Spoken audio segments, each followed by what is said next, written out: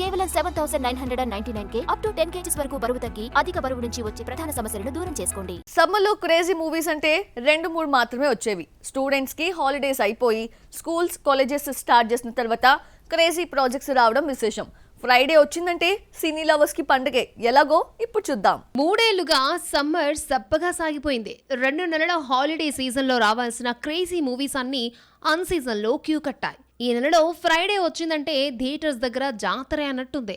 June 5న tug life తో June season start అవుతోంది. కమల్ వచ్చిన వారానికే 12న పవన్ హరిహర వీరములతో వస్తున్నాడు. బ్రో వచ్చిన దాదాపు 3 ఏళ్ల తర్వాత పవన్ థియేటర్స్ లోకి అడుగు పెడుతున్నాడు.